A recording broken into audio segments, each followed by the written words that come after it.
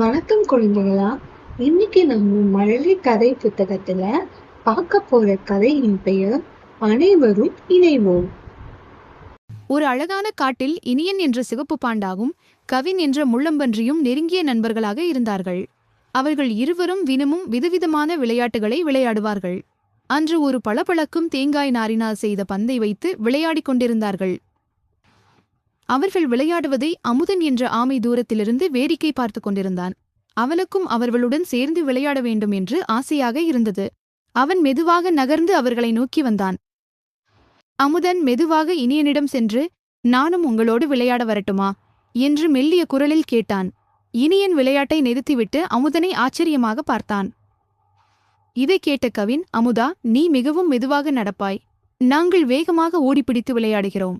நீ விளையாடினால் ஆட்டம் சுவாரஸ்யமாக இருக்காது என்று சற்று ஏளனமாகச் சொன்னான்.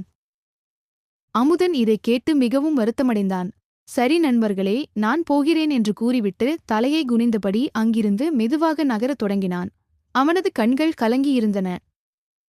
இனியனும் கவினும் மீண்டும் விளையாட ஆரம்பித்தார்கள்.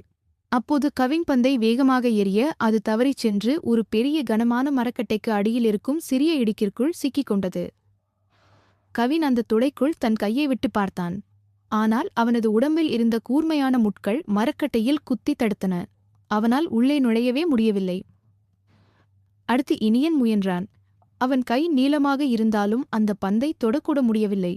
ஐயோ, இப்போது எப்படி விளையாடுவது? பந்து இல்லாமல் விளையாட்டு முடிந்துவிட்டதே என்று இனியன் வருத்தத்துடன் கூறினான்.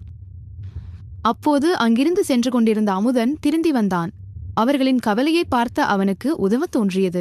வருத்தப்படாதீர்கள் நண்பர்களே, நான் உதவி செய்யட்டுமா என்று கேட்டான்.